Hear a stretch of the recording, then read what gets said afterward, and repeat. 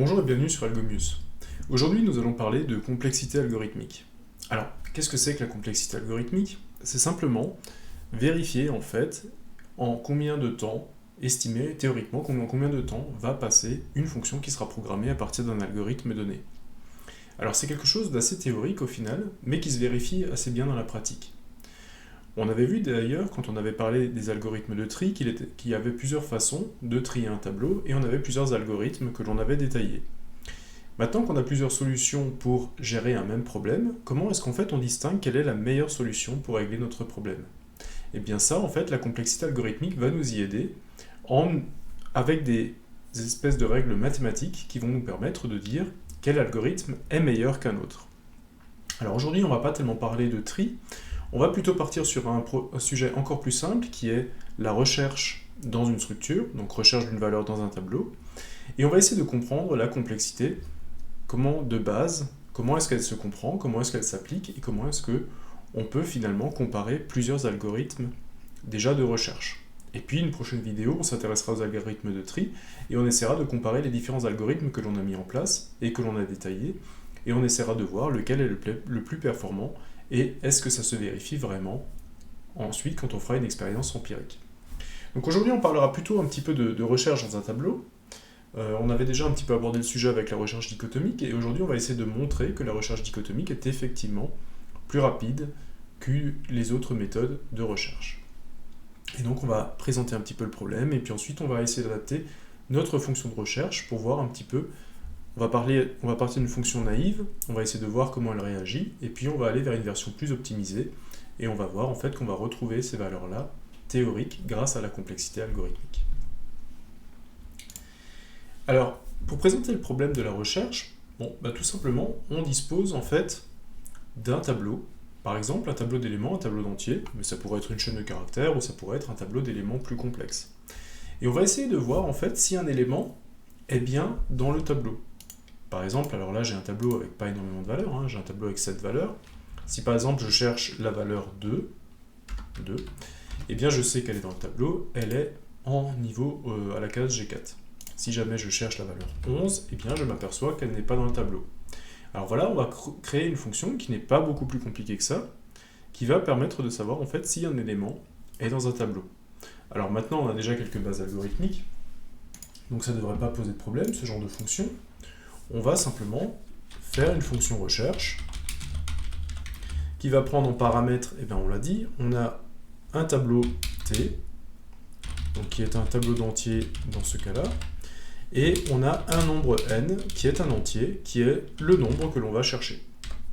Et ces deux paramètres, à partir de ces deux paramètres, qu'est-ce qu'on veut en retour de la fonction? Et bien simplement on veut un booléen pour savoir si n est dans le tableau T, eh bien je retournerai vrai. Si n n'est pas dans le tableau T, eh bien je vais retourner faux. Alors on va construire petit à petit cette fonction.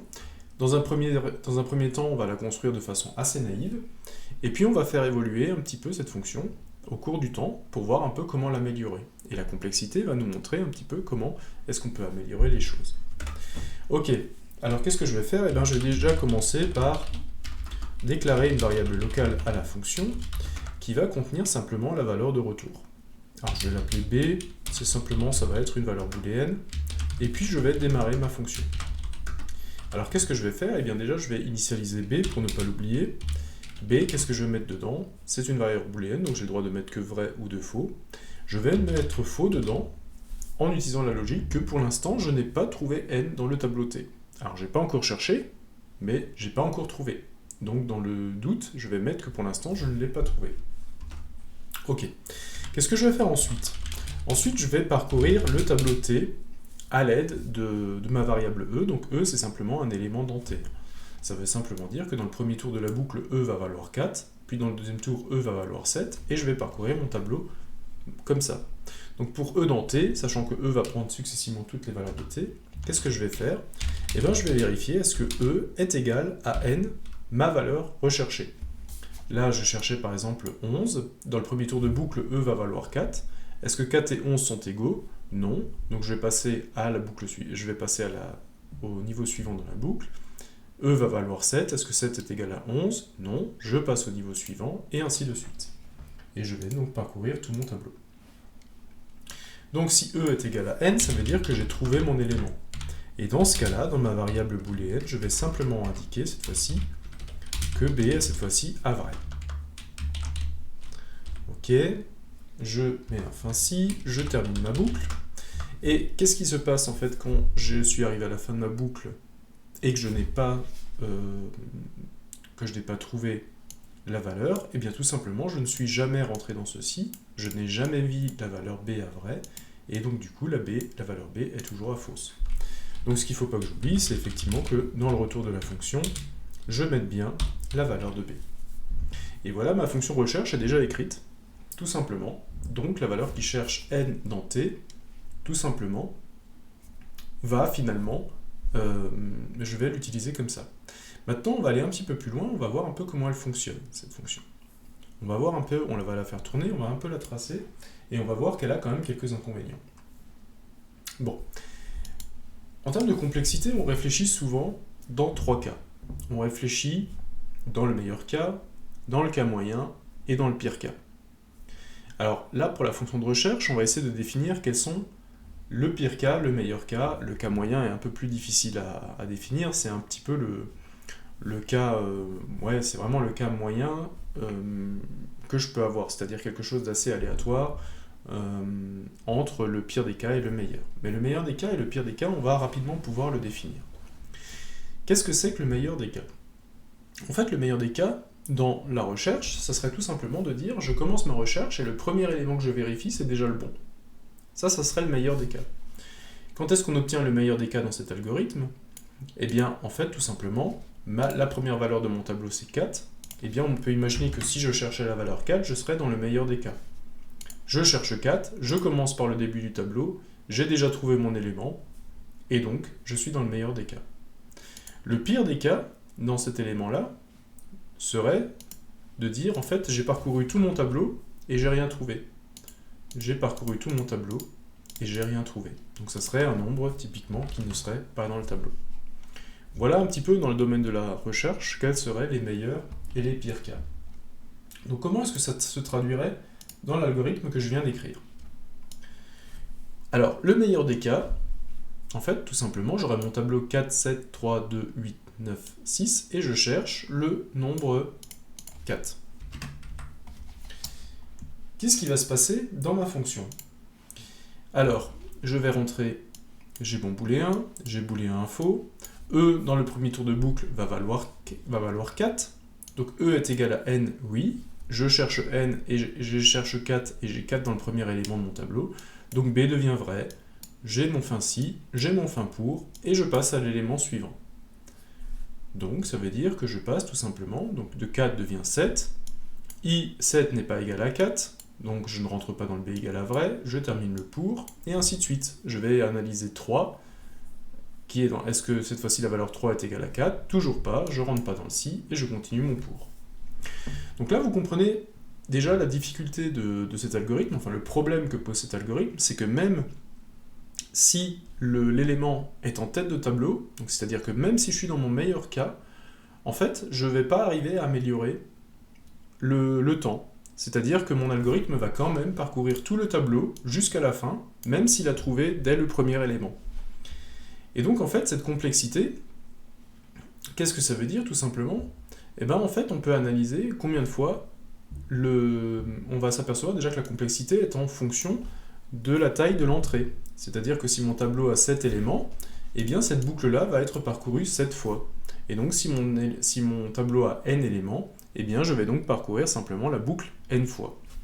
Ok, donc la première donnée de la complexité, c'est déjà que très souvent la complexité est exprimée en fonction de l'entrée, de la taille de l'entrée, de la taille de la structure d'entrée. Ok, donc maintenant comment est-ce qu'on pourrait voir un peu comment cette complexité, comment est-ce qu'on pourrait la calculer? Alors ce que je vous propose, c'est de voir un petit peu, je l'ai écrite ici, tout simplement, alors je l'ai appelé n en naïf, cette fois-ci, c'est exactement la fonction que nous avons écrite ensemble, et on va essayer de voir combien de fois, en fait, chaque niveau a été parcouru. Alors ma ligne, je vais commencer par la ligne 5, B est à faux. Combien de fois c'est exécuté? Ça, c'est exécuté une fois, une et unique fois. Il n'y a pas de boucle autour. À chaque fois que j'appelle ma fonction, c'est exécuté une fois. Maintenant, j'ai une boucle qui va prendre chaque élément de t.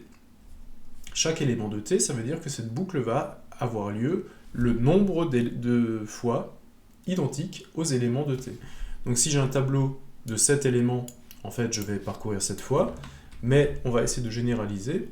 On va simplement dire que si j'ai un tableau de longueur n, de n éléments, en fait, cette boucle va être effectuée n fois. Ok. Ensuite, tout ce qui est dans la boucle est exécuté n fois. Là, on a un si, c'est pas forcément une boucle. Donc tout ce qui est dans la boucle va être exécuté n fois.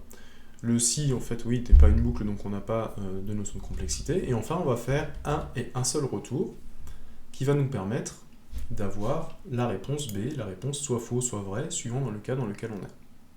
Ok. Alors nous, ce que l'on veut en complexité algorithmique, heureusement, c'est pas forcément un calcul très très scientifique, on va juste vouloir un ordre d'idées.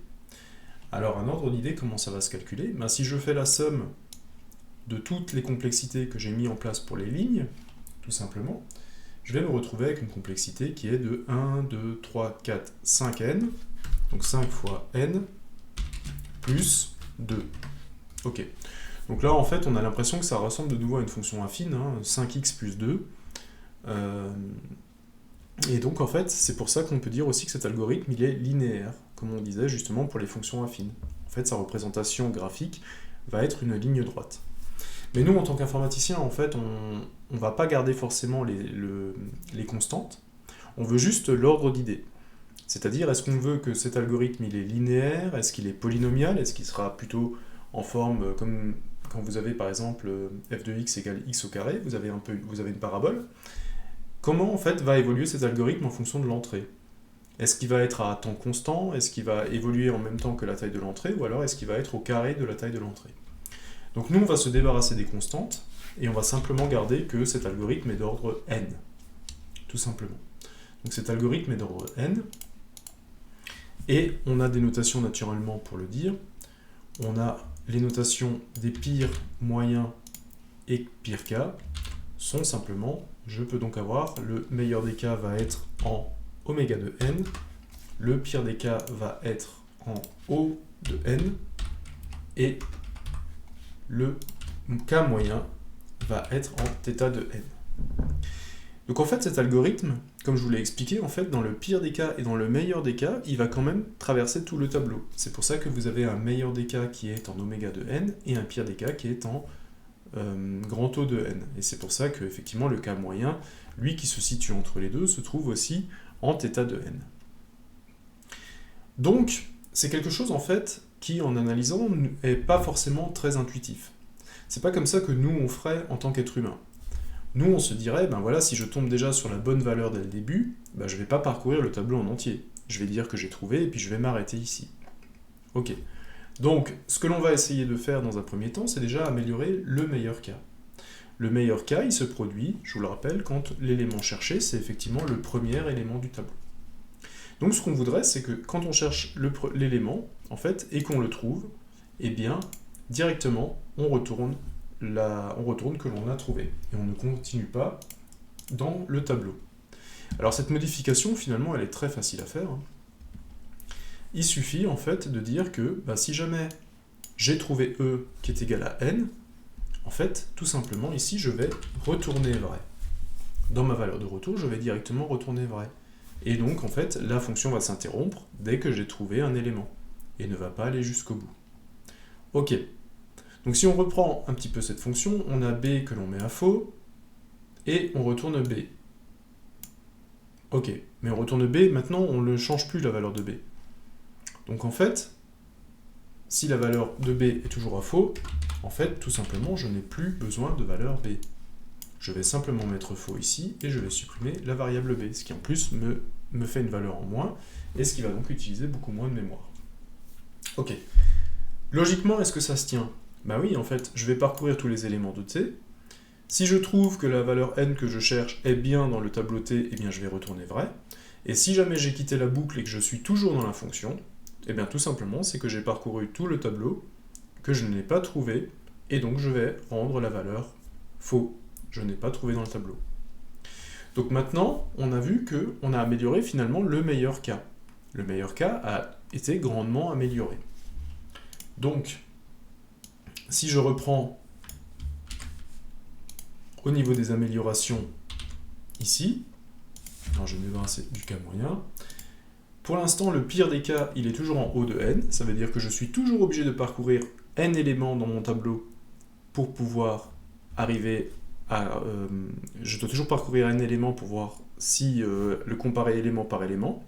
Si par exemple je cherche 11, je vais comparer 11 à 4, 11 à 7, 11 à 3, 11 à 2, 11 à 8, 11 à 9, 11 à 6, et en fait je retrouverai que 11 n'est pas dans mon tableau. Mais pour ce faire, j'aurai quand même parcouru les 7 éléments du tableau. Donc le pire cas est toujours en haut de n. Par contre, le meilleur cas, maintenant, je l'ai amélioré. Maintenant, si jamais je cherche 4, eh bien je vais chercher directement le premier élément, et ça me dit que dès que j'ai le premier élément, je sors de la fonction et je ne continue pas de parcourir le tableau. Donc le meilleur cas cette fois-ci est devenu une constante, qui est oméga de 1, pour dire en fait que je n'ai qu'une tâche à réaliser dans le meilleur des cas. Et donc, vous voyez que cet algorithme, en fait, je suis pour l'instant pas arrivé à améliorer le pire cas, par contre, je suis arrivé à améliorer le meilleur. Donc si vous arrivez à améliorer un des 3 cas sans détériorer les 2 autres, eh bien en fait, c'est une amélioration. Et donc, cet algorithme-là, l'algorithme naïf amélioré, eh bien tout simplement, je vais peut-être le mettre Amélio dans le nom, celui-là va améliorer le meilleur cas, et donc il va améliorer globalement le fonctionnement de l'algorithme. Il va améliorer le cas moyen aussi, puisque pour tous les éléments trouvés, il va s'arrêter directement à l'élément qui est trouvé. Ok. Donc, est-ce qu'on peut encore faire mieux? Alors, on s'est posé la question, est-ce que finalement, une recherche dans un tableau trié, ça serait pas une solution qui serait intéressante à voir? Pourquoi est-ce qu'on pense à ça? En fait, on pense tout simplement à ça parce qu'on se dit que beaucoup de choses, en fait, quand nous recherchons, en tant qu'être humain, nous cherchons dans beaucoup d'éléments qui sont triés. Je pense notamment au dictionnaire, en fait, que l'on n'utiliserait probablement pas si les mots n'étaient pas triés par ordre alphabétique. Pourquoi? Parce que ça nous permet, en fait, de faciliter notre recherche, ça nous permet de savoir où se situe notre recherche par rapport à la page dans laquelle on est. Si mon tableau n'est pas trié, en fait, j'ai pas forcément de critères de recherche. Par contre, si mon tableau est trié, je sais qu'à partir d'un moment, je vais chercher dans mon tableau, et si jamais les éléments deviennent plus grands que l'élément que je recherche, eh bien je sais que je ne serai plus obligé de parcourir la fin du tableau, puisque la suite sera forcément plus grande. Donc, ça pourrait aussi me faire une évolution.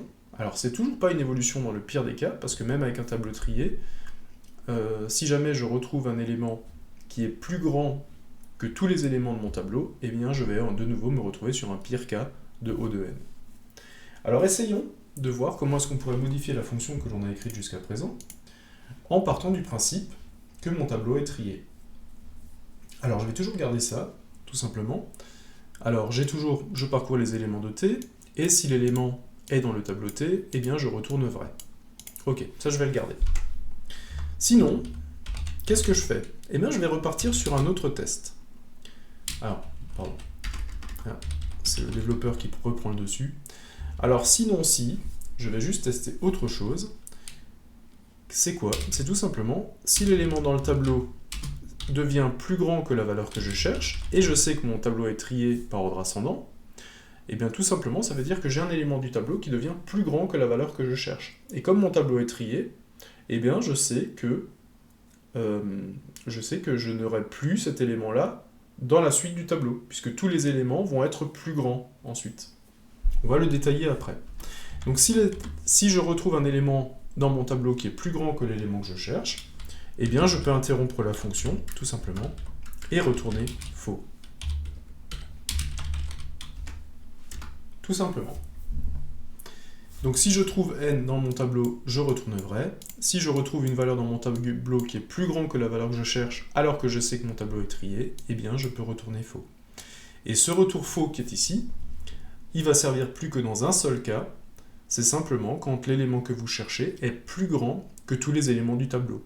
Donc c'est-à-dire qu'il aura parcouru tous les éléments du tableau, et à un moment donné, il n'aura toujours pas trouvé la valeur, mais il ne se sera pas interrompu parce que une valeur dans le tableau est devenue plus grande, donc du coup, il faut quand même laisser ce retour faux pour qu'on puisse quand même sortir de la boucle. Ok, donc on a quelque chose qui marche bien. On va essayer de comprendre un petit peu comment ça marche et on va essayer de tracer un petit peu cet algo. Donc, cette fois-ci, j'estime que mon tableau est trié. 2, 3, 4, 6, 7, 8, 9. Ok, ça marche. Imaginons par exemple, je cherche le 6. Le 6, eh bien tout simplement, je vais passer dans ma boucle, ici, et je vais parcourir mon tableau. Alors est-ce que 6 c'est égal à 2? Non. Est-ce que 2 est supérieur à 6? Non. Du coup, je passe au 3. 3, est-ce que c'est égal à 6? Non. Est-ce que c'est plus grand que 6? Non. 4, est-ce que c'est plus grand que 6? Est-ce que c'est égal à 6? Non. Est-ce que c'est plus grand que 6? Non. 6, est-ce que c'est égal à 6? Oui. Dans ce cas-là, je retourne vrai. Ok. Cherchons maintenant la valeur 5. La valeur 5, justement, va nous permettre de savoir comment ça se passe quand on a une valeur qui n'est pas dans le tableau. Eh bien, je refais. Est-ce que 2 est égal à 5? Non. Est-ce que 2 est plus grand que 5? Non. Donc je continue. Est-ce que 3 est égal à 5? Non. Est-ce que 3 est plus grand que 5? Non. Je continue. Est-ce que 4 est égal à 5? Non. Est-ce que 4 est plus grand que 5? Non. Est-ce que 6 est égal à 5? Non. Est-ce que 6 est plus grand que 5? Oui. Cette fois-ci, j'ai un oui catégorique. Et comme mon tableau est trié, eh bien, ça veut dire en fait que je ne trouverai plus l'élément 5 dans la suite du tableau, et donc je peux m'arrêter net ici. Et c'est ce que je fais. Si E, l'élément du tableau, est supérieur à N, la valeur que je cherche, alors je vais retourner faux. C'est le if qui est ici, et donc je vais simplement sortir de la boucle. Ok. Donc cette fois-ci, j'ai pas amélioré. J'ai toujours le meilleur des cas qui est en oméga de 1. Si jamais je cherchais 2, eh bien je récupérerais toujours 2 en faisant qu'une seule action. Je n'ai pas forcément amélioré cette fois-ci le pire cas, mais ce que j'ai fait, en fait, le pire cas, en fait, est devenu plus minime. C'est-à-dire que le pire cas va arriver moins souvent. Avant, le pire cas, c'était un élément qui ne se trouvait pas dans le tableau. Maintenant, le pire cas, c'est un élément qui doit être obligatoirement plus grand que tous les éléments du tableau. Donc vous voyez en fait que maintenant, c'est quelque chose qui s'est beaucoup réduit. La possibilité de tomber dans le pire cas s'est réduite. Ça peut aussi être vu comme une optimisation, si jamais vous faites en sorte que le pire cas arrive moins souvent, hein, quand on minimise le pire. Ok, donc là, on est sur déjà une solution qui est pas mal, on est sur un meilleur cas en oméga de 1 et un pire cas en O de n, mais avec quelque chose qui est quand même assez réduit. Alors c'est un petit peu embêtant, effectivement, qu'on n'arrive pas à améliorer ce pire cas. Et on se dit, finalement, est-ce que ce pire cas, est-ce qu'on ne pourrait pas l'améliorer? Eh bien, on peut l'améliorer, et on peut l'améliorer avec un algorithme que l'on a déjà décortiqué en vidéo, qui s'appelle la recherche dichotomique. La recherche dichotomique, on l'avait déjà expliqué sur le principe, c'est que on aimerait se débarrasser systématiquement de la moitié des résultats de recherche à chaque étape. Et comment je fais ça? Tout simplement, on le voit avec un petit jeu. Par exemple, je prends un nombre entre 1 et 10, vous essayez de le deviner, et moi, à chaque étape, je vous dis si le nombre que j'ai deviné est plus grand ou plus petit. Eh bien, en fait, si vous faites jouer à ce genre de jeu, la meilleure solution est de proposer 5. Pourquoi 5? Eh bien, tout simplement parce que si j'ai 1, 2, 3, 4, 5, 6, 7, 8, 9, 10, en proposant 5, en fait, vous allez couper l'intervalle en 2. Et si je vous réponds plus grand, eh bien, vous savez que vous pouvez vous débarrasser des 5 chiffres les plus petits. Si je vous réponds qu'il est plus petit, eh bien vous pouvez vous débarrasser des 5 chiffres qui sont à droite. Mais le fait de proposer le milieu va faire en sorte que vous allez vous débarrasser du plus grand nombre de chiffres possibles en un coup. Et donc la fois d'après, vous allez simplement reprendre la moitié de votre intervalle, par exemple à 8, et vous allez rediviser par 2 les solutions que l'on peut trouver. Donc ça, c'est le principe de la recherche dichotomique. Donc c'est un algorithme que l'on a déjà vu. Si jamais vous voulez voir comment il s'écrit, n'hésitez pas à reprendre la vidéo sur la recherche dichotomique qui explique en détail comment cela marche. Alors on va analyser un petit peu la complexité de l'algorithme dichotomique. Donc là je l'ai remis, hein, c'est l'algorithme qui est vraiment que l'on a mis en place. Tout simplement, ce qu'il va faire, c'est que il va récupérer le début du tableau. Donc en fait, là j'ai mon tableau Et puis j'ai des indices, donc 2 est un indice 0, 1 est un indice 2, 3, 4, 5, 6, c'est les indices de parcours du tableau. Ça c'est quelque chose qu'on utilise assez fréquemment quand on utilise des tableaux. Et donc en fait tout simplement on va dire qu'au début on a le... Alors je vais juste mettre D et F pour début et fin. En fait au début je vais chercher dans l'intégralité du tableau, donc entre D et F. Tout simplement. Donc c'est ce qui fait que le début est à 0, la fin qui est à longueur de tableau moins 1, parce qu'en fait le premier indice c'est 0, hein. Donc c'est comme quand vous comptez sur votre main, vous avez 1, 2, 3, 4, 5 doigts, mais si vous commencez à 0, 0, 1, 2, 3, 4, vous voyez que si vous commencez à 0, vous arrivez à nombre de doigts moins 1. Et bien en fait c'est exactement pour la même raison qu'ici on enlève 1 à la longueur de t. Ok. Et imaginons maintenant que je cherche par exemple la valeur 2. Qu'est-ce que je vais faire? En fait, je vais simplement calculer le milieu de D et F. Alors le milieu, le D c'est 0 et F c'est 6. Donc pour calculer le milieu, je fais juste 6 plus 0 divisé par 2. Donc ça fait 6 divisé par 2, ça fait 3. Et je vais retrouver mon milieu qui est là pour la valeur 3. Ok. Donc, et je vais regarder, est-ce que finalement l'élément qui est au milieu est l'élément cherché? Alors non, ici j'ai 6 et moi je cherche 2. Donc l'élément n'est pas trouvé. Alors je vais vérifier. Est-ce que la valeur que je cherche est plus grande que ce que j'ai trouvé? Est-ce que 2 est plus grande que 6? Non, c'est pas le cas. Donc je suis dans le cas où D ou 2 est plus petite que 6. Et donc je sais que toute la partie droite qui est plus grande, je n'en tiendrai plus compte. Je la grise, j'en tiens plus compte. Et du coup, il me reste... Qu'est-ce que je vais faire, tout simplement? Eh bien, je vais prendre... Comme le milieu n'a pas été la valeur, je vais simplement dire que maintenant je cherche sur un F qui est une case avant le milieu. Voilà. Et du coup, maintenant, comment ça se passe? Donc j'ai un début et une fin. Je vais de nouveau calculer le milieu et je recommence ma boucle. Le milieu de 0 et 2, c'est quoi? C'est 0 plus 2 divisé par 2, ça va me donner 1. Donc le milieu est bien ici. Est-ce que la valeur que je cherche est bien au milieu? Eh bien non. Moi, je suis à 2 et là, j'ai 3. 3 est plus grand que 2, ça veut dire que je peux me débarrasser de la partie droite du tableau. Et je vais en fait tout simplement dire que la fin, c'est le milieu moins 1. Et donc en fait, je vais me retrouver avec D et F sur la même case. Le début et la fin sur la même case. Si je calcule le milieu, eh bien 0 plus 0, ça va faire 0, divisé par 2, ça va faire 0, et donc je vais me retrouver avec le milieu, encore une fois, sur la même case. Et cette fois-ci, l'élément qui se trouve au milieu, tout simplement, l'élément qui se trouve au milieu, c'est bien l'élément que je recherche. Ok, ça marche. Quand est-ce que je vais arrêter?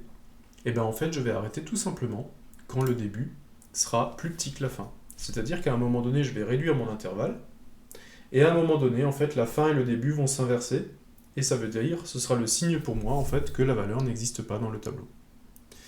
Alors pourquoi est-ce que c'est plus rapide que ce que l'on a vu jusqu'à présent? Tout simplement, vous avez vu que je ne parcours pas tous les éléments du tableau. On a vu que si j'étais obligé de parcourir tous les éléments d'un tableau de longueur n, j'arrivais sur une complexité de n, une complexité linéaire. Là, c'est pas ce que je fais. En fait, ce que je fais ici, c'est qu'à chaque étape, je divise le nombre de possibilités par 2. Si j'ai un tableau de 4, à la prochaine étape, j'ai un tableau de 2. Et puis à la prochaine étape, j'ai un tableau de 1. Et ainsi de suite. Et si je pars d'un tableau de 1000 éléments, eh bien, la première étape, il ne m'en reste plus que 500. Et puis après la deuxième, il ne m'en reste plus que 250. Et la troisième, il ne me reste plus que 125.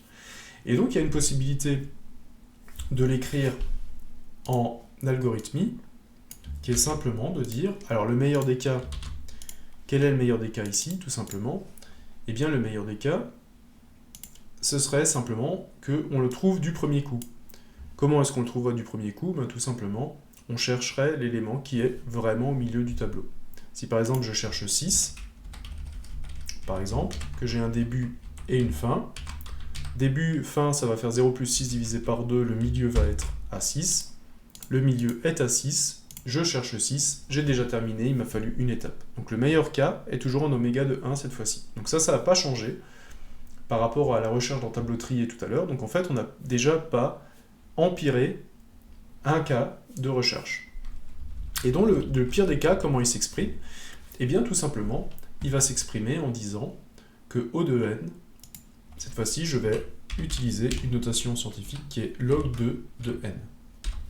Log2 de n, c'est une fonction mathématique qui me permet d'exprimer qu'à chaque étape, je divise par 2. Je divise par 2 le nombre d'opportunités. Et donc, on n'est pas sur quelque chose de linéaire, hein, on n'est pas obligé de parcourir tout le tableau. On est sur cette optique qu'à chaque étape, en fait, on va diviser le problème par 2. Et encore par 2. Et encore par 2. Et ça, vous en avez peut-être déjà entendu parler. Si vous avez regardé les algorithmes sur les tris, c'est exactement la stratégie qu'on utilise sur les algorithmes divisés pour régner, le tri fusion et le tri rapide. Donc là, on est sur une complexité qui est assez rapide, vraiment basée sur on divise par 2 à chaque étape le problème. Ok. Alors est-ce que log2 de n, finalement, c'est quelque chose que l'on peut se représenter et qui est assez rapide? En fait, on peut rapidement voir graphiquement à quoi ça correspond. D'ailleurs, en plus, on est sous un tableur, donc là, on va voir que c'est très facilement visible. Je vais juste mettre ça comme ça. Donc, on va simplement prendre la valeur de n, c'est-à-dire qu'on va faire varier notre tableau. Donc, on a un tableau à 1 élément, à 2 éléments, à 3 éléments, à 4 éléments, ok, et on va le tirer jusqu'à à peu près une cinquantaine d'éléments. Et on va représenter ça graphiquement. Donc on va essayer d'estimer théoriquement le temps nécessaire si jamais j'ai à trier un tableau de 1, 2, 3, 4 éléments. Si j'ai un algorithme avec un pire temps en 0 de n, eh bien 0 de n, ça va simplement être le n qui est ici. C'est simplement linéaire, donc en fait vous allez voir que le O de n va simplement progresser en fonction des n que l'on va avoir. Si maintenant j'ai un algorithme avec un pire temps en n log 2 de n, comme je l'ai pour la recherche dichotomique, tout simplement je vais faire la fonction log, utiliser celle d'Excel. La log de quoi? Eh bien c'est la log de mon n, et en fait c'est un log à base 2. Pourquoi à base 2? Parce qu'en fait mon problème est divisé par 2 à chaque fois. Oui, je pense que ça doit être comme ça. Ok, ça marche. Alors déjà, on voit les ordres de grandeur, hein. Là je suis déjà à 50, là je suis à 5. Je vais juste vous proposer de faire un graphique rapide à partir de ces éléments-là. On va insérer simplement un truc. Ouais, on peut le faire comme ça, ok. Et donc vous voyez que, assez rapidement, alors on avait dit, hein, la fonction O de n, c'était une fonction linéaire, donc ça veut dire qu'on a vraiment une ligne droite, c'est la ligne bleue. Et là, en fait, c'est un algorithme qui est dépendant, toujours, dans le pire cas, de la longueur du tableau. Donc si j'ai n éléments, eh bien je vais faire n opérations. Et alors qu'on voit que la O de log 2 de n, en fait, c'est pas le cas. Tout simplement parce que je divise le problème par 2 à chaque fois. Et on voit en fait que plus le nombre d'éléments augmente dans le tableau, on voit que là, pour 50 éléments, on a déjà une sacrée différence en termes de performance. Là, on en a déjà beaucoup moins.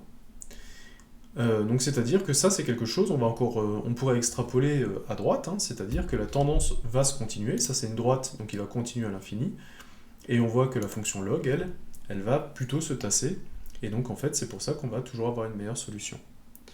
Alors on pourrait comparer les solutions d'une recherche dichotomique, une recherche classique, on pourrait tester empiriquement en Python, mais après quelques expériences, en fait ce sont des algorithmes qui vont déjà assez vite.